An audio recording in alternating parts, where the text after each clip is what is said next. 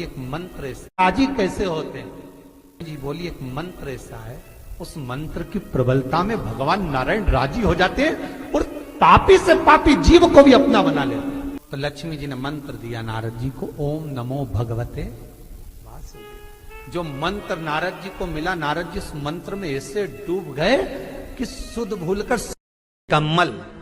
जब श्री बद्रीनाथ भगवान विश्राम करते हैं, पट जब बंद होते हैं, तो मेरे नारायण के हृदय से बाहर जो लक्ष्मी जी का मंदिर है, वहां से लक्ष्मी जी को लाकर हृदय से लगाया जाता है और भगवान को एक कमल पूरा घी में उसको लपेट कर, पूरे घृत में उसको लगाकर, गौ माता के घृत में उसको लगाकर नारायण को भगवान शिव का स्मरण कर कर लपेटा जाता है। भगवान नारायण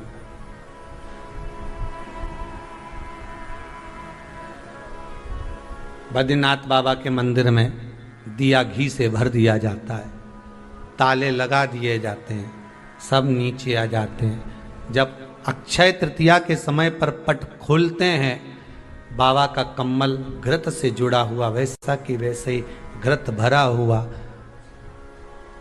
घृत में स्थिरता है, घर में घृत के अंदर लक्ष्मी का भाव आ जाता है।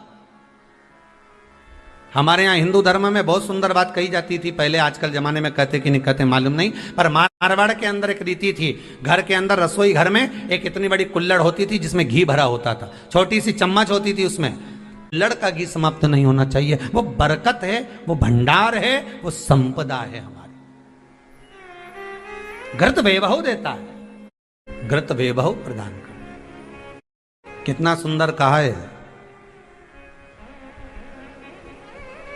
शंकर भगवान के शिवलिंग पर घृत चढ़ाने के बाद आपने दही चढ़ाया शिव जी को, ठीक है, आपने दूध चढ़ाया, जल चढ़ाया, दही चढ़ाया, शहद चढ़ाया, शक्कर चढ़ाई, मिष्ठान चढ़ाया, जो भी आप शिव जी को चढ़ा रहे हो उसमें से केवल एक पदार्थ, एक वस्तु, घी शंकर के शिवलिंग पर चढ़ाने के बाद में उसी शिवलिंग का घृत, जहां शिवलिंग रखा हुआ है, शिवलिंग जहां रखा रहता है, उस कटी पर उस घृत से हस्त फेर देना चाहिए अपनी मनोकामना कर कर। जो अभिषेक आपने किया है वो अभिषेक का फल भगवान भोलेनाथ कुछ ही दिन में प्रदान कर देते हैं। मात्र उंगली फेर देने पर, घृत पात्र की उंगली, घृत का जो आप अभिषेक कर रहे हो, जल चढ़ रहे हो, आप पंचामृत सामग्री समर्पित कर रहे हो, आप दुनिया की सारी वस्तु भगवान को दे रहे हो, तो घी चढ़ाते समय जब घी चढ़ जाए, शंकर के शिवलिंग पर घी चढ़ गया, उसकी एक उंगली लेकर शिव मंदिर में जहां शंकर जी पिंडी पर बैठे हैं, उस जलाधारी पर जो शिवलिंग रखा हुआ है, उसके चारों तरफ उस घृत को लगा देना चाहिए अपनी कामना कर कर। महाराज शिव उसको स्वीकार करता है। क्यों? शंकर और पार्वती के मिलन स्थल, माता पार्वती की गोद में भगवान शंकर का जो शिवलिंग स्वरूप विराजमान है, हस्त कमल के अंतर्गत जो भगवान विराजमान है, उसका फल चोगना मिल जाए। शक्तिपीठ नाम सुना है? अरे बोलो तो, जितने लोग कथा सुन रहे, शक्तिपीठ नाम सुना है? शक्तिपीठ का मतलब क्या होता है? जहां पर माता सती के अंग के टुकड़े होकर गिर पड़े, वो शक्तिपीठ के रूप में निर्मित हो गए। तो जितनी भी शक्तिपीठ होती है, उन शक्तिपीठ में आप लड्डू चढ़ाएं, पेड़ा चढ़ाएं, वस्त्र चढ़ाएं, आभूषण चढ़ाएं, सोना चढ़ाएं, चांदी चढ़ाएं, मना नहीं है। पर शक्तिपीठ का दर्शन करने जब जाएं तो कम से कम थोड़ा साथ में गाय का घृत, असली घी साथ में लेकर अवश्य जाएं। क्यों? शक्तिपीठ पर भी घी समर्पित करने से मनोकामना पूर्ण हो जाती है। आप आएंगे शक्तिपीठ का दर्शन करके और मनोकामना पूर्ण होना है, मात्र शक्तिपीठ पर। शिव पुराण कहती है, जो भगवान शंकर पर भरोसा कर कर, विश्वास कर कर, दृढ़ता धारण कर कर अपने कर्म में दिन रात लगा रहता है, जो अपने कार्य में हमेशा मन लगा कर लगा रहता है, फिर उसको दुनिया हाथों पर तो रखती ही है, साथ में अपनी नेत्र की पलक पर भी उसको धारण करती है और उसको उन्नति की ओर लेकर चली जाती है। कोई कर्म अगर अच्छा कर रहे हैं फिर उसके लिए कोई विचार नहीं करना। चोरी करने जाओ तो 5 बार विचार करना कि जाऊं कि ना जाऊं। गलत मार्ग की ओर जा रहे हो, मदिरापान के लिए जा रहे हो, वैश्यावृत्ति के लिए जा रहे हो, मांसाहार के लिए जा रहे हो, जुए के लिए जा रहे हो, तो 50 बार विचार करना कि जाऊं कि ना जाऊं। पर यदि अपने क्षेत्र में कभी भगवान का भजन हो रहा हो, शिव पुराण हो रही हो, यज्ञ हो रहा हो, अनुष्ठान हो रहा हो, सूचना मिल जाए कि शिव महापुराण की कथा बाबा कुबेर भंडारी के दरवाजे से चलकर कुबेरेश्वर धाम से अपने गांव तक पहुंची है, तो पहले काम छोड़कर सबसे पहले कुबेरेश्वर बाबा की इस पवित्र कथा को श्रवण करने के लिए अवश्य। क्या देगा बाबा, कैसे देगा बाबा, ये उसके ऊपर निर्भर करता है। ब्रह्मा विष्णु सदाशिव जानत स्वामी जानत एक शिवलिंग में ब्रह्मा भी है, विष्णु भी है, शिव भी है।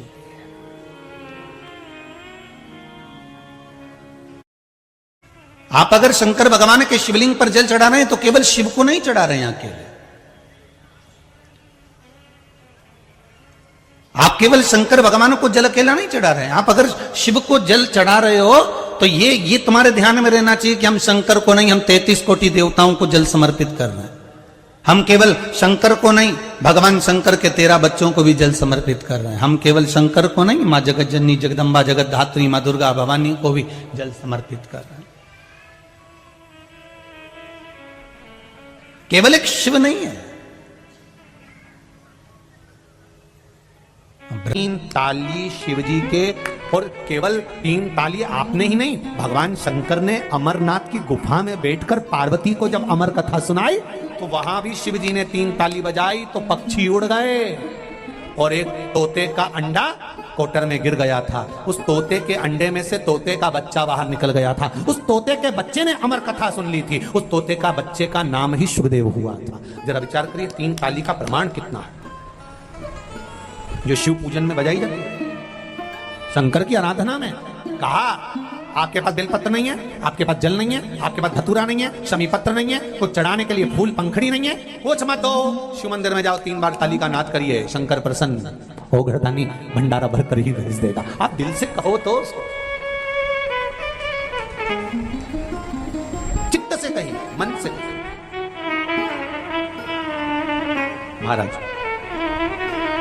शृंगी ऋषि ने ताली का नाद करा, जल वृष्टि हुई। तुरंत रोम पद और वर्षणी ने विचार करा कि अपनी बेटी के लिए इससे अच्छा वर नहीं मिलेगा। बेटी शांता का विवाह शृंगी ऋषि के साथ कर दिया। बृहस्पतिश्वर महादेव काशी में विराजमान। कौन से महादेव, जम के बोलिए जरा।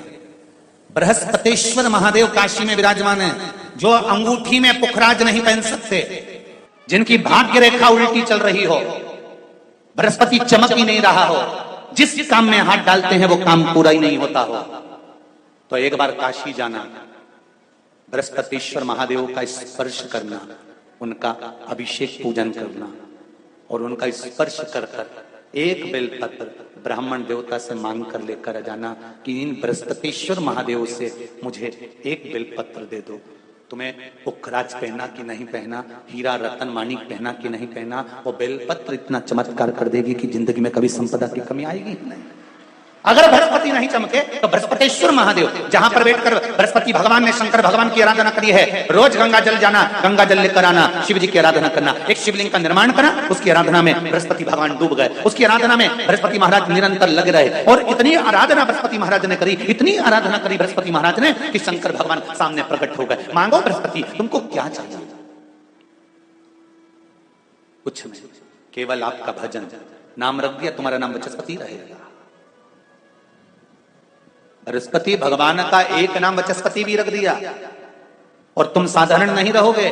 तुमने मेरी आराधना करी है तो देवताओं के गुरु बनकर विराजमान होगे। जब हम करते हैं, सौभाग्यवती नारियों को जब हम सुहागिलों को जब हम बुलाते हैं, मांग में सिंदूरा देते हैं, गोदी में चना और गुड़ डाल देते हैं उसके, तो ये चना गुड़ का महत्व क्या है?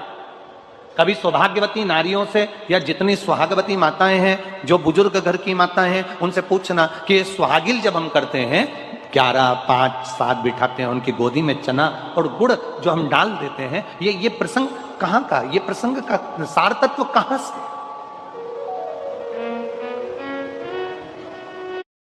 दुनिया में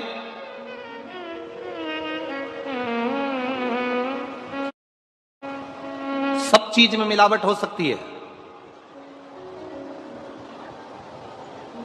ऐसी कोई चीज नहीं जिसमें मिलावट नहीं हो। दुनिया में सब चीज में मिलावट हो सकती है, केवल एक चना और गुड़ ऐसा होता है जिसमें मिलावट का कोई काम नहीं होता है। गुड़ के अंदर खार हटाने के लिए, कालापन हटाने के लिए थोड़ा बहुत उसमें कुछ डाल सकते हैं, पर रहेगा वो गुड़ गन्ने का रस ही। गुड़ को साफ किया जा सकता है, गुड़ का पाउडर बनाया जा सकता है, गुड़ का पाउडर का डब्बा बनाया जा सकता है, गुड़ की बड़ी ढेली बनाई जा सकती है, गुड़ की छोटी ढेली बनाई जा सकती है, गुड़ की और छोटी ढेली, पर रहेगा वो गुड़ ही। सुहागवती नारी की झोली में इसलिए दिया जाता है कि जो सुहागिल में बैठी है, इसकी गोदी संतान से भी भरी रहे और इसके जीवन में कितनी भी जिंदगी में कभी भी दुख आए तो गुड़ जैसी मिठास इसके जीवन में हमेशा बनी रहे। मंथन के समय पर विष निकला, विष के पहले 5 गौ माता प्रकट। विष निकलने के पहले 5 गायों का प्रागट्य। पहला नंदा, दूसरी सुभद्रा, तीसरी सुरभि, चौथी सुशीला, 5वीं बहू। ये 5 गाय विष निकलने के पहले प्रकट। कारण क्या है? गौ माता का प्रागट्य, गौ माता का प्रकट होना, किस लिए, किस कारण से गौ माता प्रगटी है? मंथन के समय पर ये गौ माता क्यों प्रगटी है? इसका प्रकट होने का कारण किस लिए? शिव महापुराण की कथा कर रही है, थोड़ा ध्यान देंगे, अपने पूर्वजों का स्मरण, पितरों का स्मरण करते हुए। जितने लोग आस्था पर सुन रहे हैं, जितने लोग फेसबुक, श्रवण, गौ माता के प्रागट्य का कारण केवल इतना था कि जिस समय संपूर्ण ब्रह्मांड, संपूर्ण संसार जब विषयों से घिरा रहे, उस समय पर मात्र गौ माता के शरीर का एक रोम मृत्यु लोक के जीवों का कल्याण करता है। कितना? केवल एक रोम, केवल एक रोम जीवों का कल्याण करता है, केवल एक। और जब एक रोम जीवों का कल्याण करने वाला होता है, एक रोम भगवान की भक्ति को धारण करने वाला होता है, तब उस समय पर गौ माता, जिस समय पर विष निकला, और विष निकला और इतना भयंकर हलाहल विष, जरा विचार करिए, इतना हलाहल विष जिसको देखकर देवता भी घबरा रहे थे, देवता भी पीने को तैयार नहीं थे। सारे देवताओं के पास में विष गया, पर देवताओं ने नहीं पिया। आखिरी में सारे देव उस विष को लेकर तुरंत देवाधिदेव महादेव के पास पहुंच गए और शिव जी के पास पहुंचकर कहा कि बाबा, ये विष आया है, आप पी लीजिए। शंकर कौन? घर के सबसे बड़े। शिव कौन? घर के देव, अधिदेव, महादेव। जो घर की ठंडी रोटी, घर का ठंडा खाना, घर का ठंडा भोजन, किसके हिस्से में आता है?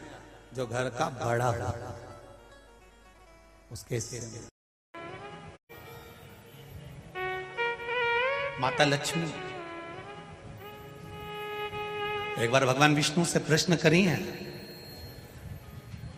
कि ये सारा ठाट भगवान नारायण आपको बैकुंठ का राज्य कैसे मिला? आप बैकुंठ के अधिपति कैसे बने? आपको ये बैकुंठ कैसे प्राप्त हुआ?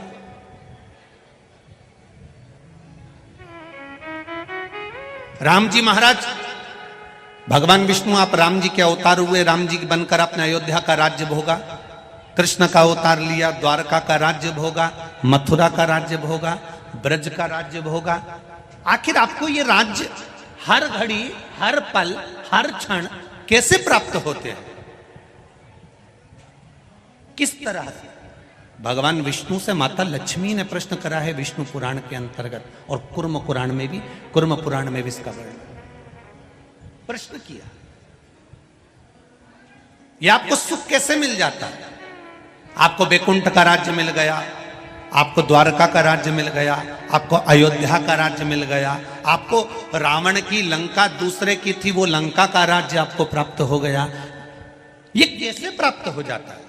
भगवान विष्णु ने अपनी धर्म पत्नी माता लक्ष्मी से कहा, लक्ष्मी मैं प्रतिदिन शंकर के शिवलिंग की आराधना करता हूं। लक्ष्मी जी ने कहा, क्या नाथ मैं शिवलिंग की आराधना कर सकती हूं? क्या मैं शंकर के शिवलिंग का पूजन कर सकती हूं, उसकी आराधना कर सकती हूं? भगवान कहते हैं, भगवान विष्णु ने माता लक्ष्मी से कहा, लक्ष्मी सारे देवी देवताओं ने अलग अलग शिवलिंग का निर्माण करा। किसी ने पारद का शिवलिंग बनाया, किसी ने मोती का शिवलिंग बनाया, किसी ने स्फटिक का शिवलिंग बनाया, किसी ने स्वर्ण का शिवलिंग बनाया, किसी ने हीरे का शिवलिंग बनाया, किसी ने पन्ना का शिवलिंग बनाया। तुम्हारी मर्जी पड़े, तुम वो शिवलिंग का निर्माण करो। माता लक्ष्मी ने सुंदर आनंद के साथ एक पुखराज का शिवलिंग का निर्माण करा और सुंदर माता ने उस शिवलिंग की आराधना और पूजन करना प्रारंभ कर दिया। अब क्या मिला माता लक्ष्मी जी को? लक्ष्मी जी को मिला क्या?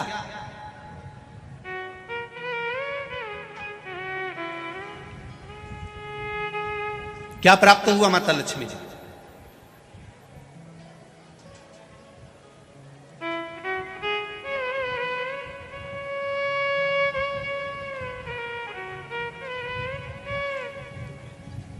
भगवान कृष्ण की प्रिया है राधिका जी, राधिका जी के प्रिय हैं भगवान कृष्ण। राम जी को बीच में कुब्जा भी मिली, सुपनखा भी मिली, पर मेरे नारायण को बहुत कुछ प्राप्त हुआ, पर आज भी लक्ष्मी जी को क्या मिला है? तो कहा, लक्ष्मी तुम किस चीज के लिए शिव जी की आराधना कर रही हो? लक्ष्मी जी कहती हैं, बस आपके चरण की सेवा मुझे दिन रात मिले। नारायण कहते हैं, मैं तो भगवान शिव के सेवा में लगा रहता हूं और आप मेरे चरण की सेवा मांग रही हो? तो मेरे चरण की सेवा ऐसे नहीं मिल सकती। कोई देगा तो वो देवाधिदेव महादेव ही दे सकते। घोर तप माता लक्ष्मी ने करना प्रारंभ करा।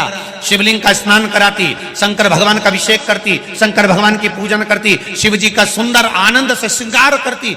मेरे देवाधिदेव महादेव, मेरे काल अधिपति महाकाल राजा, मेरे विश्वनाथ भगवान स्वयं उस शिवलिंग में से प्रकट होकर बोले, लक्ष्मी तुम्हें क्या चाहिए? लक्ष्मी जी कहती हैं, प्रभु आपने मेरा विवाह नारायण के साथ तो कर दिया, पर नारायण दिन रात आपकी सेवा में लगे रहते हैं, तो उनके चरण मुझे नहीं मिल पाते। शंकर भगवान ने कहा, मैं वचन देता हूं लक्ष्मी, तू नारायण के चरणों में सदा विराजमान मिलेगी।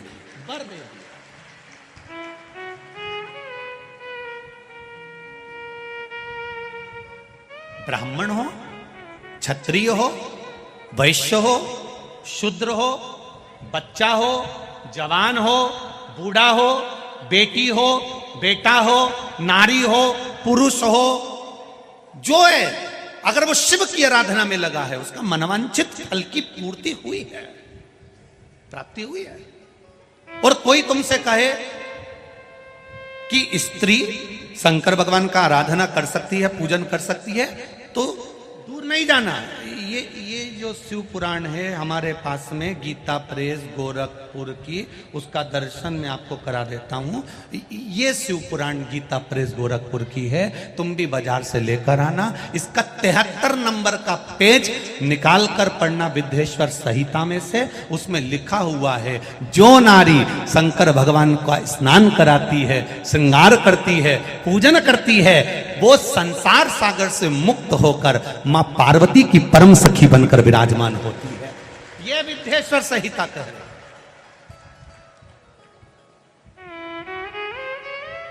और इसी शिव महापुराण का 73वें नंबर का पेज पढ़ने के बाद में 75 नंबर पेज को पढ़ना विद्येश्वर संहिता का। उसमें लिखा है, जो शंकर भगवान को जल चढ़ाकर उस जल का आचमन करता है, वो 3 ताप से दूर हो जाता है। ये मेरा निवेदन है आस्था चैनल वालों से।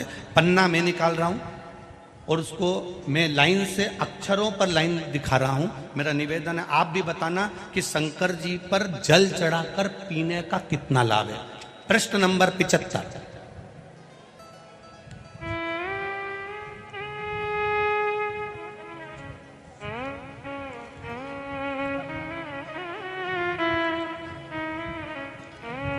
अब आस्था चैनल से निवेदन है, और आप सब भी एलसीडी पर ध्यान देंगे, और अपने अपने मोबाइल पर भी, जितने लोग टीवी पर कथा सुन रहे हैं वो, मोबाइल पर सुनने वाले वो, जो लोग कहते हैं शिव जी पर जल चढ़ा हुआ नहीं पीना चाहिए, उसके लिए मेरे वेद व्यास जी लिख रहे हैं, पेज नंबर 75 विद्येश्वर संहिता।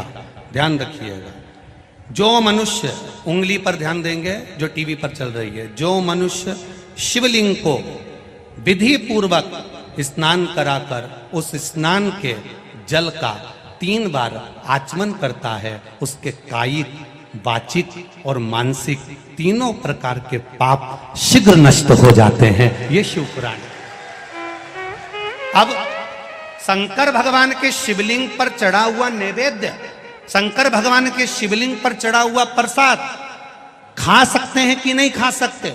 कोई कहता है महाराज जी स्वान की योनि हो जाएगी, कुत्ता बन जाओगे, कोई कहेगा ये बन जाओगे, कोई कहेगा वो बन जाओगे। अब उसको पढ़िए, पेज नंबर 75 शिव महापुराण विद्येश्वर संहिता। मेरी उंगली चल रही, वहां पर ध्यान देना। भगवान शिव का नैवेद्य अग्रह है। इस भगवान भावना को मन से निकाल दें कि शिव जी का चढ़ा हुआ प्रसाद नहीं खाया जाता, ये भावना मन से निकालें। शिव के नैवेद्य को देख लेने मात्र से भी सारे पाप दूर हो जाते हैं, खाने की तो बात ही दूसरी है। अब क्या लिखा है अगली लाइन, उसको खा लेने पर तो करोड़ों पुण्य अपने भीतर आ जाते हैं। आए हुए शिव नैवेद्य को, जो शंकर का प्रसाद है, शिव जी पे चढ़ा हुआ नैवेद्य है, अगर वो आपके सामने आ जाए, उसको सिर झुकाकर प्रसन्नता पूर्वक खा लेना चाहिए। जो शंकर के चढ़े हुए नैवेद्य को ये कह देता है कि थोड़ी देर से खाऊंगा, वो पाप में लिप्त होता चले जाता है। यहां तक उसका वर्णन किया, वो मनुष्य पाप में बंध जाता है। इसलिए शंकर को चढ़ा हुआ नैवेद्य, भगवान का बस केवल नैवेद्य का दर्शन ही हो जाए तो जीव कोटि कोटि पुण्य प्राप्त कर लेता है। वो शिव तत्व।